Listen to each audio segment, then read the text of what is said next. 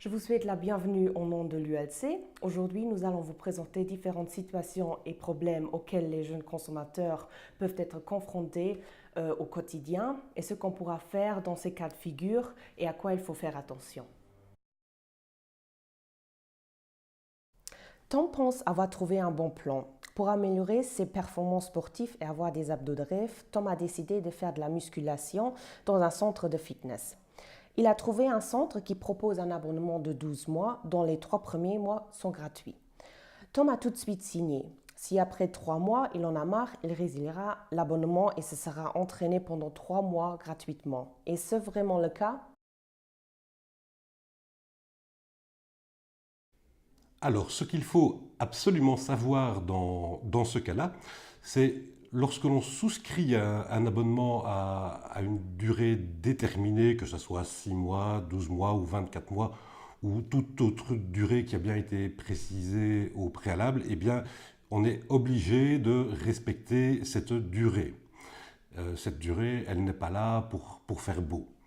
On ne peut pas résilier donc avant l'échéance.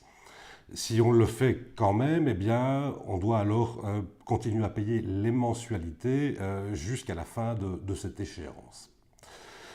Et alors on se retrouve obligé de payer sans aucun service en contrepartie, donc on paye pour rien. Tout ça est parfaitement légal.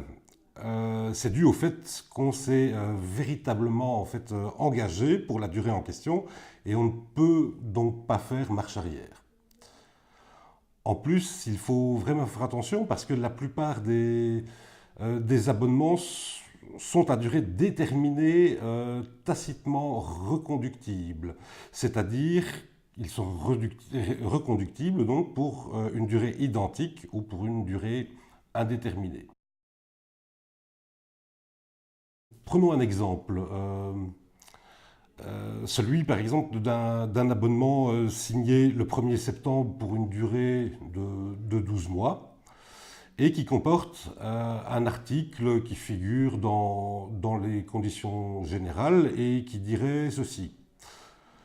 À défaut pour le client d'adresser une lettre de résiliation par courrier recommandé avec un préavis de 3 mois, l'abonnement se renouvelle à l'échéance pour une durée identique.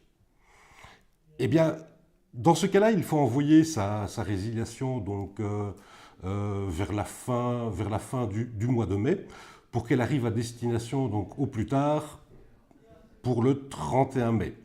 Eh bien, sinon, l'abonnement, eh bien, il repart jusqu'au 1er septembre de l'année suivante. Donc, il faut vraiment bien faire attention là-dessus.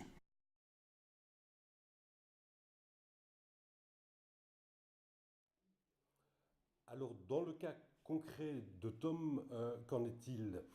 Donc, Tom ne pourra pas résilier son abonnement de fitness après 3 mois, bien entendu. S'il le fait, eh bien, il devra quand même continuer à payer donc les mensualités encore pendant 9 mois, même s'il ne va plus s'entraîner. Donc, il faut vraiment quand même faire attention à cela. L'avantage de la publicité qu'il avait attirée était en fait de lui permettre de payer 9 mensualités au lieu de 12 mensualités, mais non de bénéficier de 3 mois de fitness gratuits et d'être libéré ensuite.